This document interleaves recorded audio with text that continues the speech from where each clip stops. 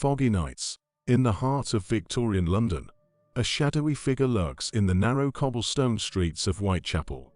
The name that will come to define this figure is one that sends chills down the spine: Jack the Ripper.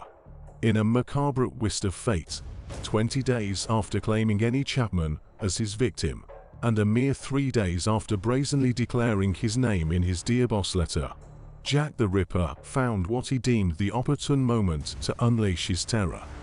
Not once, but twice more. September 30th, 1888, stands as a dark milestone, witnessing the brutal murder of 2 women in a single night, both victims of the notorious Jack the Ripper. Little did the city know, this night would come dangerously close to unveiling the identity of the elusive killer, potentially forever altering the course of history. The ominous anticipation hung thick in the air as he set his sights on the perfect situation to carry out his grisly intentions, not only sending shivers down the spines of the police, but also casting a city into a state of perpetual fear. Jack the Ripper remained elusive to police officers, but the Whitechapel Borough in London came close to turning the tables on the infamous killer, almost playing him at his own game. In his deadly game, Jack the Ripper made a critical error. The city's bustling core, its beating heart, turned out to be a tough opponent. In the maze of crowded streets and narrow alleys, where every nook could hide a witness, his well-thought-out plans started falling apart.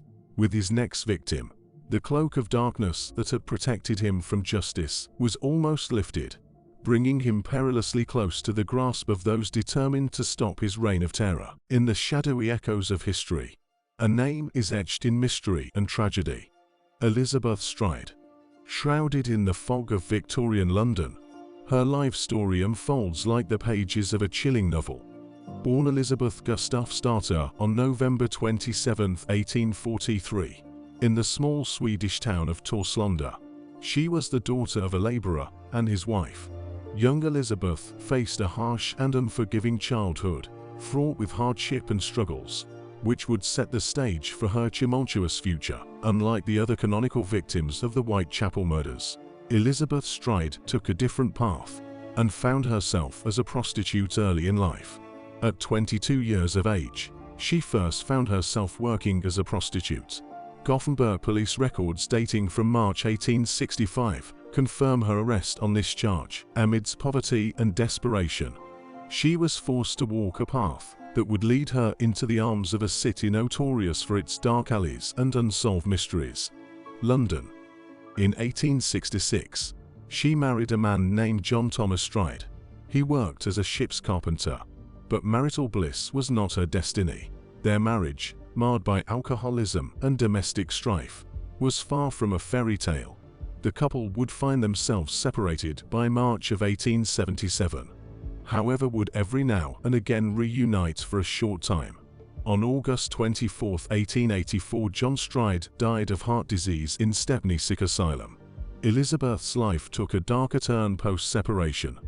The woman once known as Elizabeth Gustaf Starter was now a shadow of her former self, lost in the labyrinth of London's East End, a place infamous for its poverty and crime. She battled addiction, faced arrests, and lived a life of destitution, earning her living through means that spoke of her desperation. London, consumed by an intense sense of fear, hovered on the edge of discovery. In the midst of this creepy saga, the mysterious killer learned, no matter how careful the planning, fate could throw unexpected twists. The upcoming moments would show how thin the line between the hunter and the hunted was. The infamous figure, who had mocked the authorities and scared the city, was on the edge of being revealed.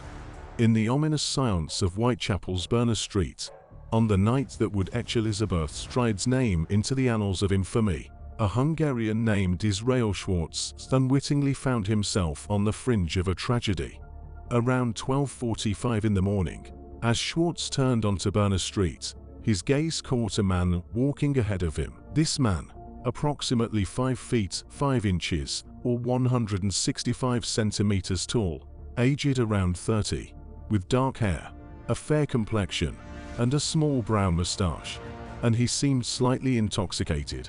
Little did Schwartz know that this chance encounter would place him as possibly the only person to witness the early stages of a Jack the Ripper murder. The man stopped to engage with a woman standing in the gateway of Dutfield's yard.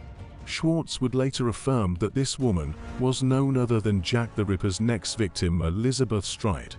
The night held its secrets, hidden in the shadows, as Schwartz observed the man's attempt to pull the woman into the street.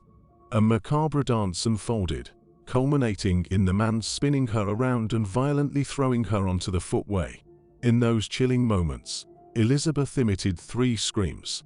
Schwartz, perceiving the scene as a domestic altercation, made a fateful decision. He crossed the road, choosing to avoid entangling himself in what he assumed was a private matter. The gravity with which the authorities regarded his account suggests its significance in understanding the haunting enigma of that night.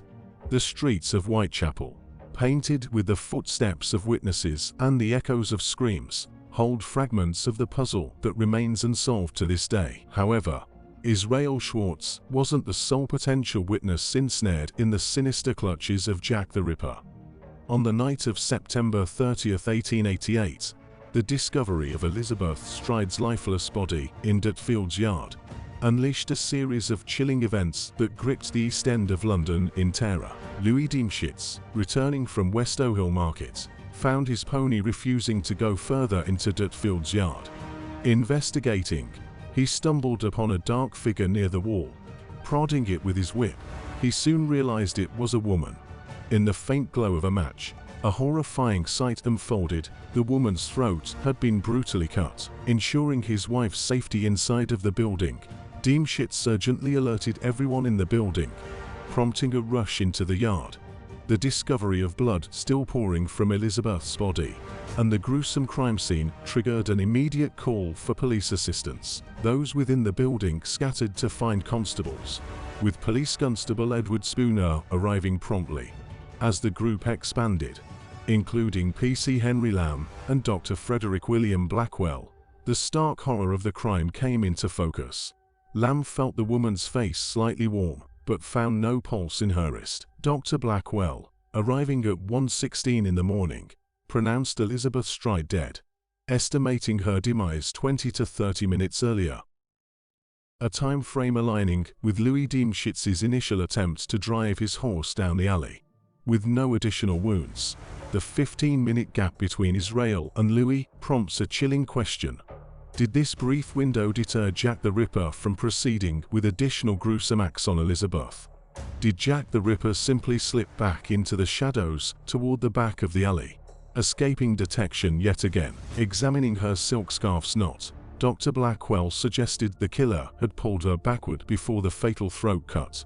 Dutfield's yard gates were sealed, and PC Lamb diligently searched for bloodstains. The police interrogated everyone, scrutinized hands and clothing, and meticulously combed the area. The night's terrors left the community shaken, intensifying the hunt for Jack the Ripper and casting the dark streets of Whitechapel into a chilling realm of fear and uncertainty. Elizabeth Stride's tragic end marked just the beginning of the terror that night, for Jack the Ripper's gruesome spree was far from over. Elizabeth's murder was only the first of 2 women to die that night. Elizabeth Stride was buried on October 6, 1888, at East London Cemetery in Plaistow, London. Elizabeth's life, from humble beginnings in Sweden to a tragic end in Victorian London, reflects the harsh realities of her time. Born into hardship, she faced a constant battle against the odds, her struggles resonating in history. Intertwined with the enigma of Jack the Ripper, Stride's tale is a chilling narrative of survival and despair. It's not just a footnote in true crime. It's a grim reflection of a woman's hardship and desperation in a bygone era, echoing through time as a testament to the darker side of human existence. As the night of September 30, 1888, unfolded, Jack the Ripper's plans were disrupted, leading to the relentless pursuit of another victim, Catherine Eddowes. This murder, too, holds its own legacy, nearly revealing the identity of Jack the Ripper. Through Catherine's murder, today's scientists ponder whether modern advancements could have definitively unraveled this notorious mystery. Join us in the next video as we explore the intricate details of Catherine Eddowes' murder and the lingering questions that continue to shroud Jack the Ripper's true identity.